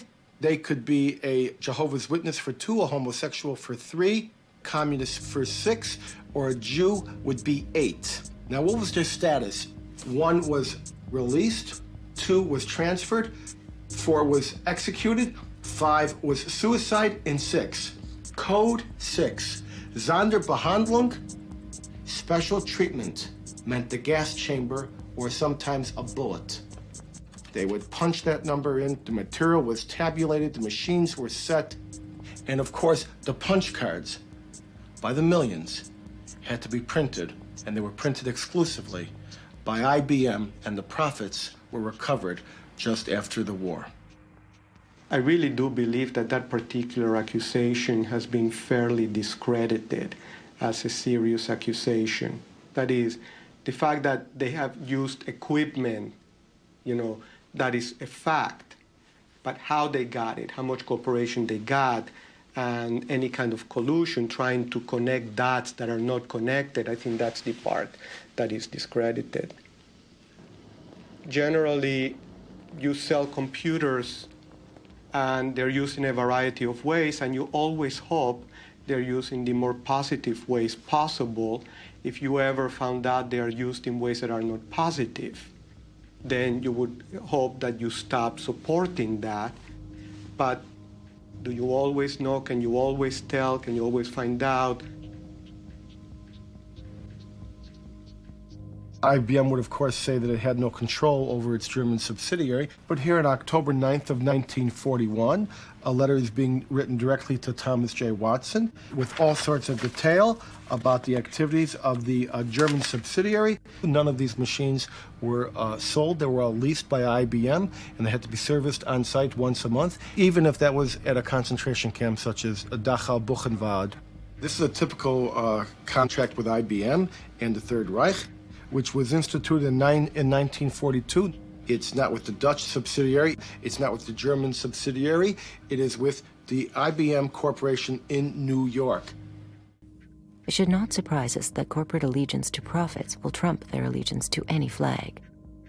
A recent U.S. Treasury Department report revealed that in 1 week alone, 57 U.S. corporations were fined for trading with official enemies of the United States, including terrorists, tyrants, and despotic regimes.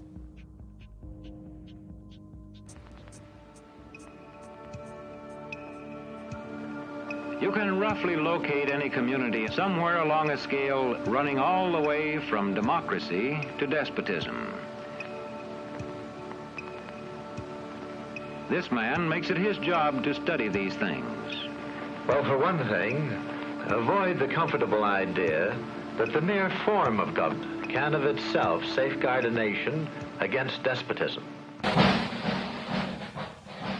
For big business, despotism was often a useful tool for securing foreign markets and pursuing profits. One of the U.S. Marine Corps' most highly decorated generals, Smedley Darlington Butler, by his own account, helped pacify Mexico for American oil companies, Haiti and Cuba for National City Bank, Nicaragua for the Brown Brothers Brokerage, the Dominican Republic for sugar interests, Honduras for U.S. fruit companies, and China for Standard Oil.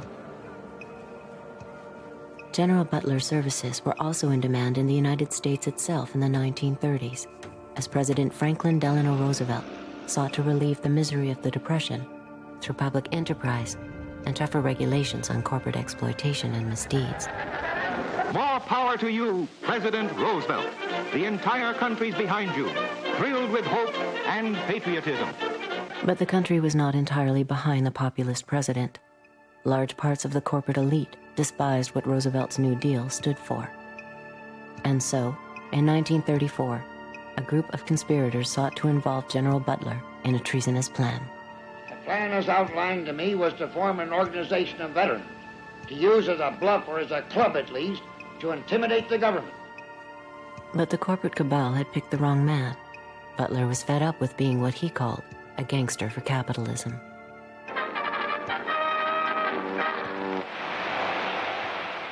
I appeared before the Congressional Committee, the highest representation of the American people, under subpoena to tell what I knew of activities, which I believe might lead to an attempt to set up a fascist dictatorship.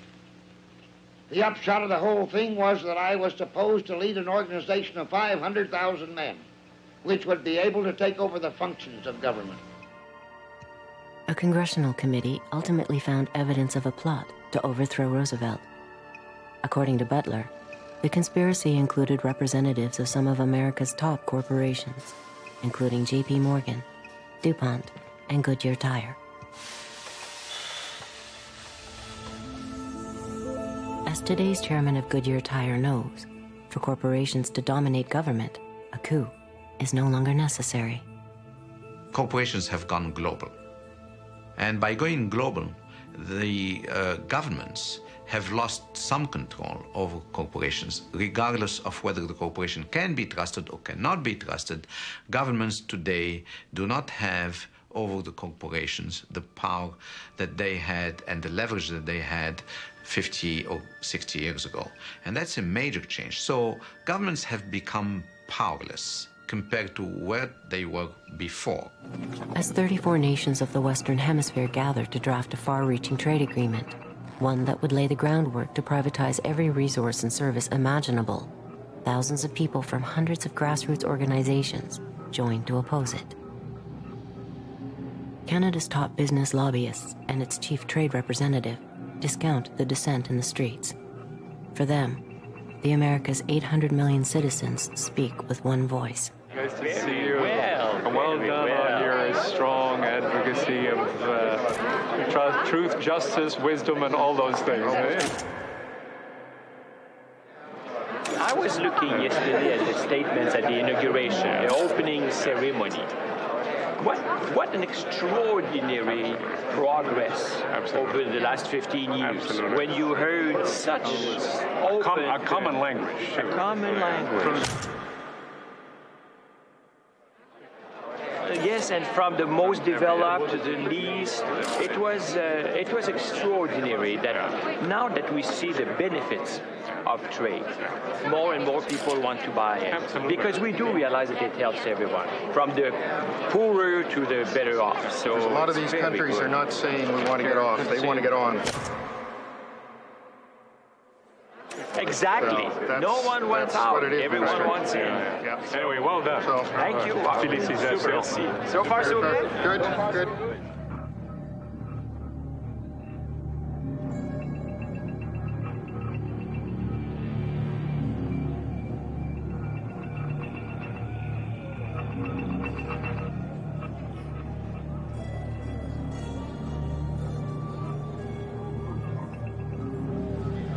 I'm inside and this is all outside, so that's the way it is.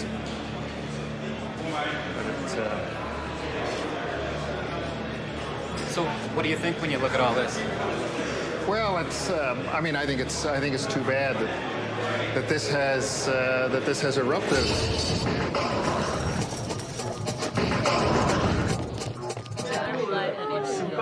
Let's see.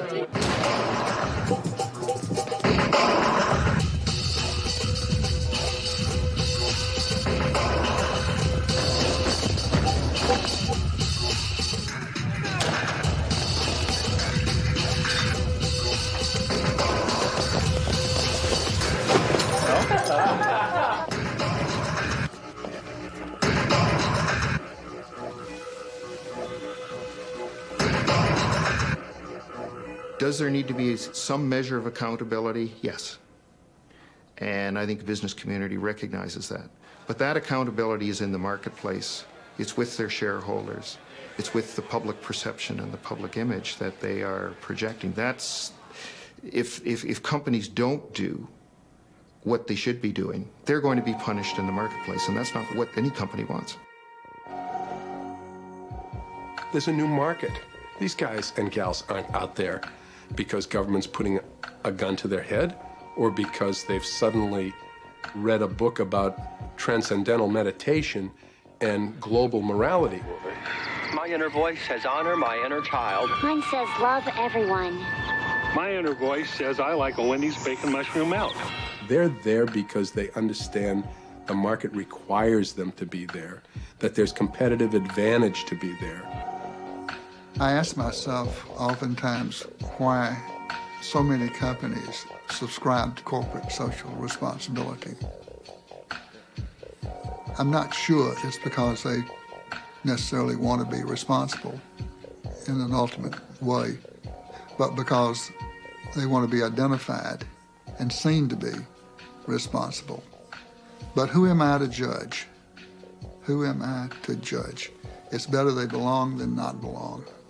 It's better that they make some public profession than the opposite. Social responsibility isn't a deep shift because it's a voluntary tactic, a reaction to a certain market at this point. And as the corporation reads the market differently, it can go back. One day you see Bambi, next day you see Godzilla. How do you define socially responsible? What business is it of the corporation to decide what's socially responsible? That isn't their expertise.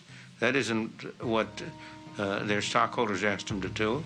So I think they're going out of their range, and it certainly is not democratic. I don't really care what the chairman of General Motors thinks is an appropriate level of emissions to come out the tailpipe of General Motors automobiles. He may have a lot of scientists, he may be a very good person, but I didn't elect him to anything. He doesn't have any power to speak for me. These are decisions that must be made by government and not by corporations. If you take this to its logical conclusion, one would have an image that we are, in fact, at the end of the world is nigh, and we are all completely brainwashed, and there's no space left, and I don't believe we're there yet. And I think it's really important that we don't overstate the case and that we admit that there are cracks and fissures in all of these corporate structures, and sometimes when a corporation is concentrating on one particular project, they look the other way and all kinds of interesting things happen in the corner. It is the case in every period of history where injustice based on falsehoods, based on taking away the right and freedoms of people to live and survive with dignity, that eventually, when you call a bluff, the tables turn.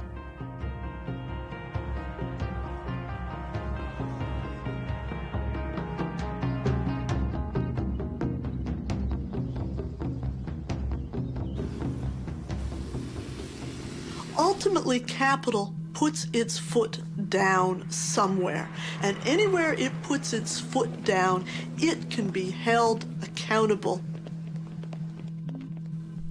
Originally, Walmart and Kathy Lee Gifford had said, why should we believe you that children work in this factory?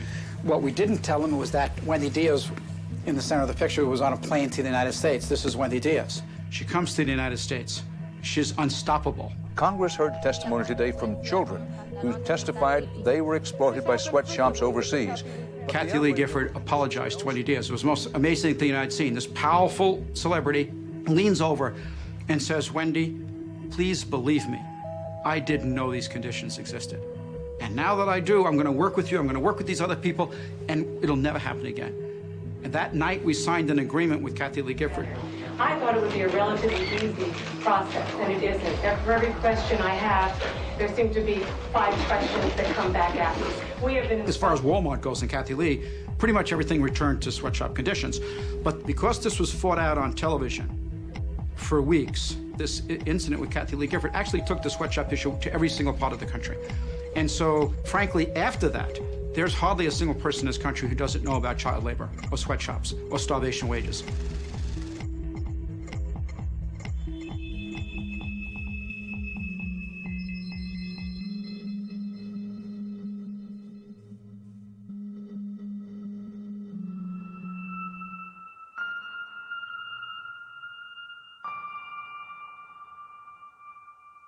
The curse for me has been the fact that in making these, documentary films, I've seen that they actually can impact change. So I'm just compelled to, keep making them.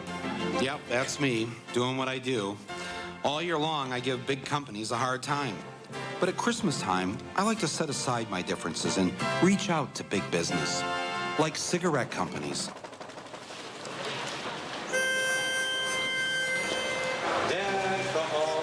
Boughs of holly. I went to Littleton, Colorado, where the Columbine shooting took place. And I didn't know this, but when I arrived, I learned what the primary job is of the parents of the kids who go to Columbine High School. The #1 job in Littleton, Colorado, they work for Lockheed Martin, building weapons of mass destruction.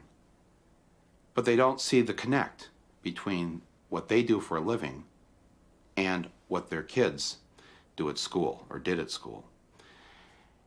And so I'm kind of, up on my, high horse, thinking about this. And I thought, I said to my wife, we both are, sons and daughters of auto workers in Flint, Michigan.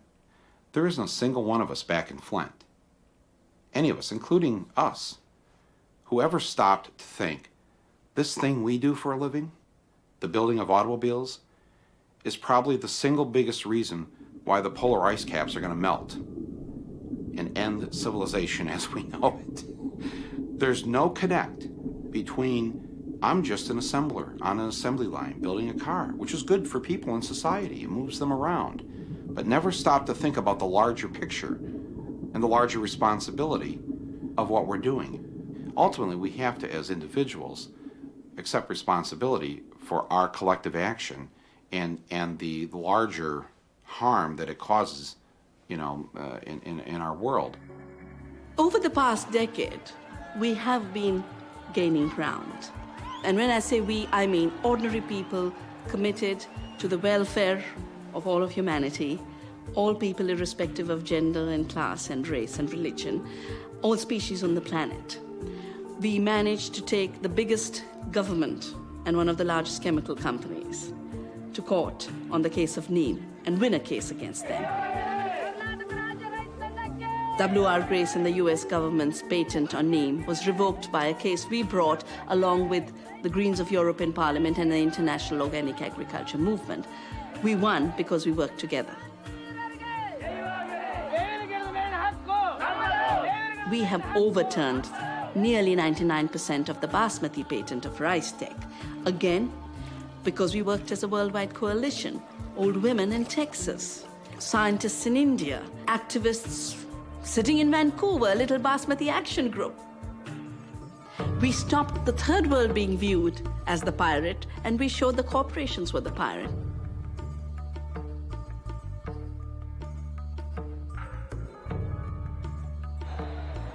Look how little it took for Gandhi to work against the salt laws of the British, where the British decided the way they would make their armies and police forces bigger is just tax the salt. And all that Gandhi did was walk to the beach, pick up the salt, and say, nature gives it for free, we need it, we've always made it, we will violate your laws, we will continue to make salt. We've had a similar commitment for the last decade in India that any law that makes it illegal to save seed is a law not worth following. We will violate it because saving seed is a duty to the earth and to future generations. We thought it would really be symbolic. It is more than symbolic. It is becoming a survival option. Farmers who grow their own seeds, save their own seeds, don't buy pesticides, have threefold more incomes than farmers who are locked into the chemical treadmill, depending on Monsanto and Cargill. We have managed to create alternatives that work for people. There are many tools for bringing back community, but the importance is not the tools. I mean, there's litigation, there's legislation, there's direct action, there's education, boycotts, social investment. There's many, many ways to address issues of corporate power. But in the final analysis, what's really important is the vision. You have to have a better story. Do I know you well enough to call you fellow plunderers? There is not an industrial company on earth, not an institution of any kind, not mine, not yours, not anyone's, that is sustainable. I stand convicted by me, myself alone, not by anyone else, as a plunderer of the earth, but not by our civilization's definition. By our civilization's definition, I'm a captain of industry, in the eyes of many a kind of modern-day hero. But really, the first industrial revolution is flawed, it is not working, it is unsustainable, it is the mistake. And we must move on to another and better industrial revolution and get it right this time.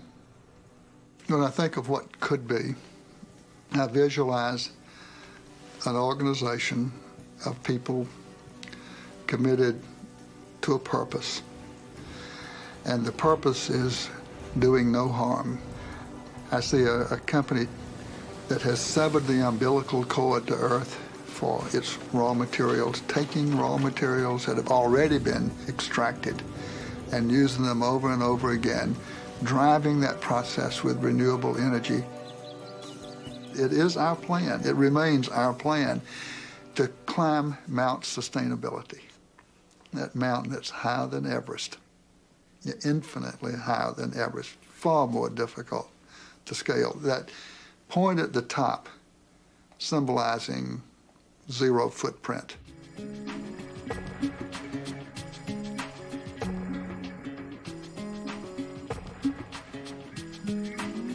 So we've got to undo a lot of things in order to be smart enough to do this really dangerous and risky and difficult work, the best way that we possibly can. And that means people coming together and learning a whole lot of stuff that we just don't know, that has been driven out of the culture, driven out of the society, driven out of our minds. That, to me, is the most exciting thing. That is happening. It's happening all over the world now. En cierto momento de la lucha, el momento más culminante, el ejército se acuarteló, la policía también no salió de su cuartel, los congresistas desaparecieron, el gobernador se ocultó, renunció el gobernador, no había autoridad legal, la única autoridad legítima era el pueblo que estaba en un cabildo, que estaba en la plaza y que tomaba las decisiones en grandes asambleas y al final decidió sobre el agua. Y creo que la gente, los jóvenes y los viejos de mucho tiempo pudimos saborear, pudimos saciarnos de esa sed de democracia. ¡Y así lo hemos conseguido, compañeros! Hemos heredado una empresa, como toda empresa pública, con problemas técnicos, con problemas financieros, con problemas legales y con problemas administrativos. Nos estamos enfrentando. Porque si demostramos que es la gente sencilla y trabajadora la que puede dar solución a sus problemas, podemos estar a las puertas de pedir de que todo aquello que se privatizó, todo aquello que se vendió, todo aquello que está en manos de las corporaciones, vuelvan a las manos de la población. Y ahí aprendí una lección muy importante, de que uno no puede desconfiar en la capacidad del pueblo. Un eslogan que siempre yo había repetido en las marchas, de que el pueblo unido jamás será vencido. Y ver eso para mí fue muy grandioso.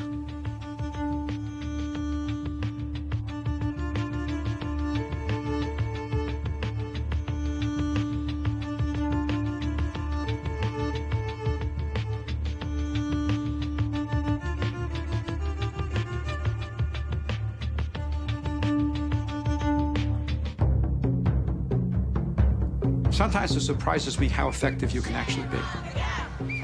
After we beat the Gap, I'd walk past these Gap stores and I look at them, I think, my God, there's like 2,000 of these stores across the country. Look at all that concrete, look at the glass, look at all the staff people, look at all the clothing, look at that power.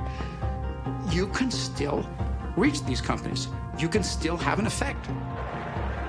Yo creo que sí se están ganando pequeñas batallas en el mundo, pero yo creo que la gente está perdiendo la guerra. En eso sí, yo veo el futuro, el presente y el futuro para nuestros hijos muy oscuro.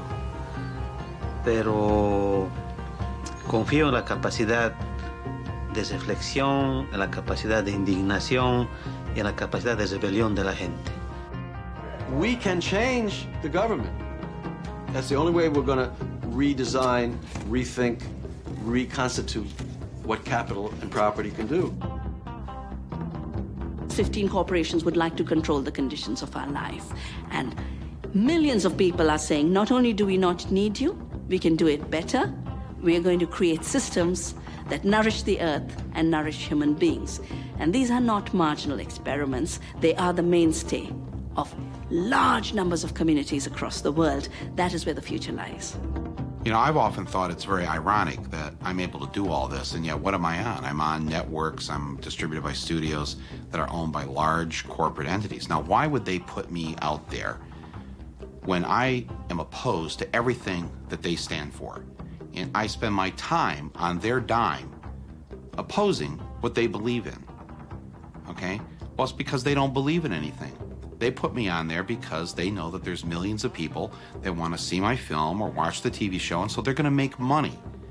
And I've been able to get my stuff out there because I'm driving my truck through this incredible flaw in capitalism, the greed flaw, the thing that says the rich man will sell you the rope to hang himself with if he thinks he can make a buck off it.